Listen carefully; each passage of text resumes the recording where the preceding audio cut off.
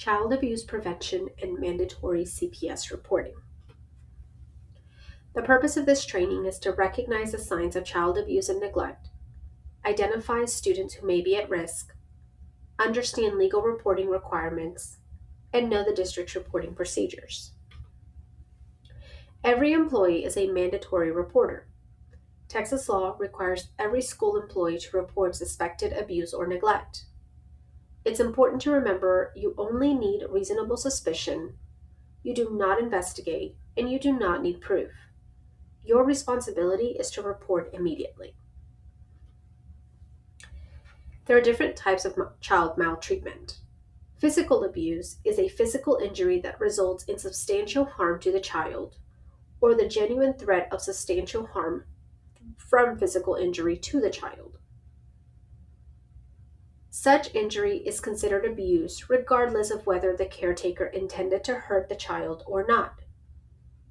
Some signs of physical abuse include unexplained injuries, frequent bruising, or fear of adults.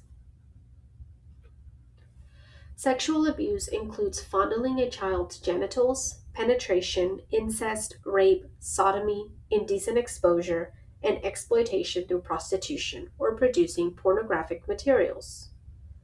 Some signs of sexual abuse include inappropriate sexual knowledge, difficulty walking or sitting, sexual comments, behaviors, or play, pregnancy in a young girl, or extreme fear of being alone with adults of a certain sex.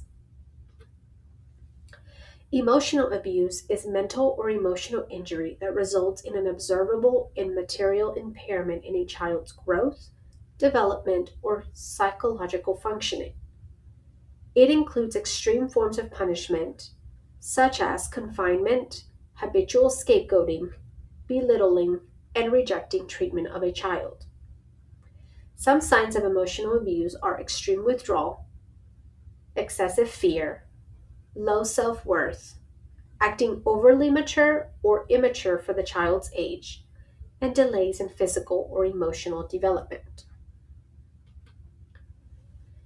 Neglect is a failure to provide for a child's basic needs necessary to sustain the life of or health of the child.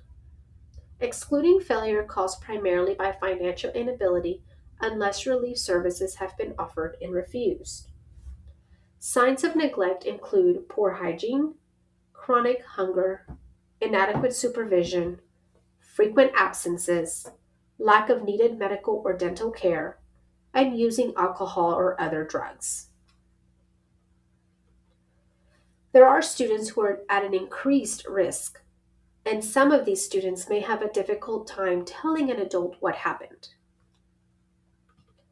Some examples can be young children, students with disabilities, students with significant cognitive disabilities, or students with limited verbal communication. Some indicators are sudden behavior changes, aggression or withdrawal, fear of certain individuals, regression, or unexplained injuries. It's important to pay close attention to nonverbal indicators.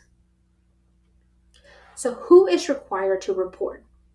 In Texas, anyone who suspects that a child is being abused or neglected has a legal obligation to report it. Reporters are required to report allegations within 24 hours of first suspecting abuse or neglect. By law, you may not delegate the duty to report to another person or entity or rely on another person or entity to make the report. It's important to remember you do not need proof. You cannot delegate your duty to another person, and your report must be done within 24 hours of suspecting abuse or neglect. What should staff do?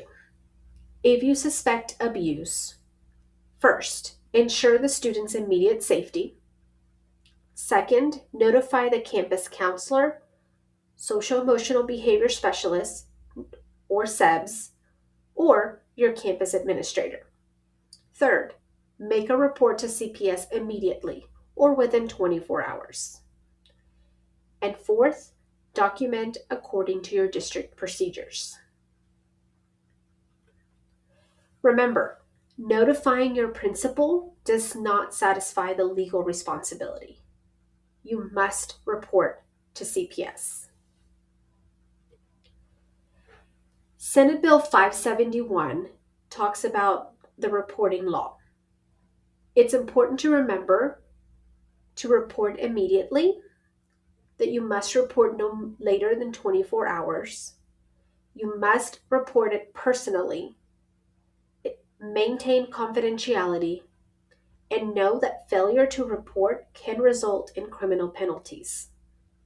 Again, notifying your principal does not satisfy your legal responsibility. So, how to make a CPS report? You can report it two different ways. You can report by phone by calling the 1-800-252-5400. You will need the student's information available in the school's information system. Or you can report online by visiting www.texasabusehotline.org. You must create an account using your VISD email. Either method will give you a reference number. It's important that you keep that reference number for your records. Reducing the risk of abuse. Schools can reduce the risk by building positive relationships, maintaining appropriate professional boundaries, teaching trusted adult strategies, supervising students appropriately, and reporting concerns early. Every trusted adult can make a difference. There are community resources available to you or to our families. We have school counselors, SEBs, nurses, and administrators, and they can help you with referrals to our agencies, such as Midcoast Family Services, Gulf Bend Center, Hope Child Advocacy Center, or provide you with a list of additional resources. Thank you for helping keep Victoria ISD students safe.